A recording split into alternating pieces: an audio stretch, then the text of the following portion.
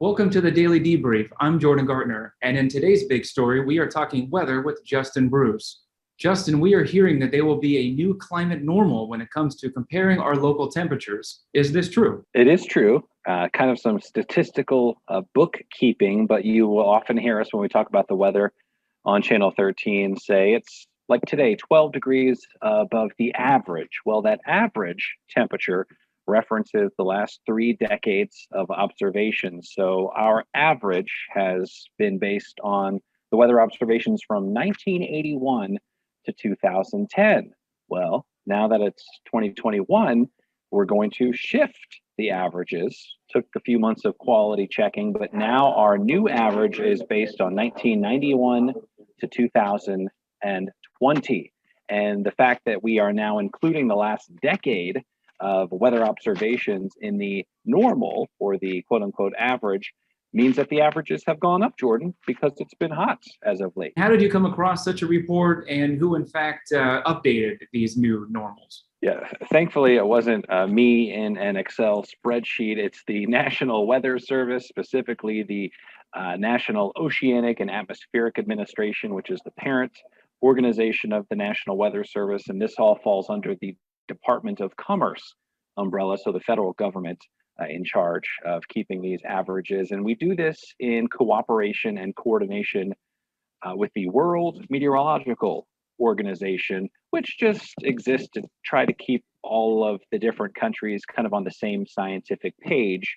Since the weather happens all over the globe, we kind of need to cooperate when it comes to observations and keeping weather records and that sort of thing.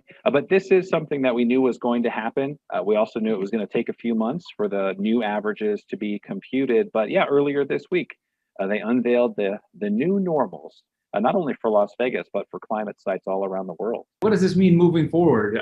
When it comes to viewers, when it comes to us living here in Southern Nevada, are we going to have a warmer future, or what's kind of what this be now? Well, it is an interesting sort of launching pad to talk about our climate, which of course is just the weather averaged over a long period of time. And this, of course, leads into the discussion about climate change. The climate scientist consensus is overwhelming, greater than 95%, that humans are indeed responsible for much of the climate change we've observed since the mid 1900s. And just a few stats for you. Globally, the temperature has risen more than 2 degrees Fahrenheit since the late 1800s, when weather records kind of began. And we have other ways of measuring the temperature, not just thermometers from the late 1800s. So reliable data. Of course, ice is shrinking every year. There seems to be less and less of it. Temperatures are warming, and even just kind of going on our own experience, Jordan. 5 of Las Vegas's warmest years on record have happened in the last 10 years. 7 of the global average warmest years on record have happened in the last decade. So I always say that the proof climate change is kind of in the pudding. We also, of course, know about carbon dioxide, and it has never measured as high as it is now, currently 416 parts per million, which is just way higher than it's been. And a lot of that has to do with pollution and, our impacting the atmosphere since the Industrial Revolution.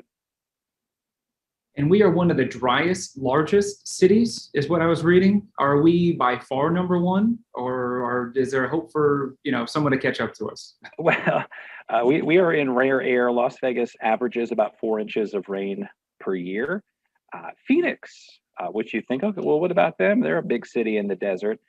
They are obviously farther south than we are. They tap into the monsoon between June, July, August, and September, the seasonal fluctuation of moisture, meaning they get more pop-up summer thunderstorms down toward Phoenix. So they actually average about 8 inches of rain per year. Again, we're closer to 4 inches per year. Yuma is a very dry city, but they just don't have the 2 million plus population that we do here in the Valley. So yeah, I don't think anyone's going to take away, unfortunately, that record that we live up to of being the driest big city in the country. Now, I will say that even though the climate normal or the average now kind of more accurately reflects our experience of the last couple of decades.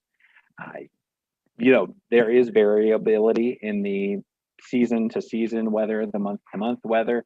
We've been in something called a La Nina pattern. I don't know if you've ever heard of the El Nino Southern Oscillation, but that's something that you'll often hear meteorologists and climatologists talk about. We have been in a La Nina pattern, which means the water in the equatorial Pacific has been a little cooler than average. We are headed toward a neutral El Nino Southern Oscillation Index, which means not really El Nino, not really La Nina, but Jordan, what that means for us is usually pretty warm summer temperatures. When we're in that neutral El Nino pattern, that's when we typically register some of our hottest summer weather. So it could be another scorcher here as we move into the hottest time of year, June, July, August, and September. All right, well, great. Justin, thank you so much for joining us today. One of my last questions, we're going to talk about the summer temperatures. Of course, sounds like we're going to be a warming trend, and of course, maybe a hot summer again. So thank you so much again for joining us. If you want more on today's story, it can be found on ktmv.com. And also stay with us for more local news right here on KTMV Streaming, Las Vegas News on your time.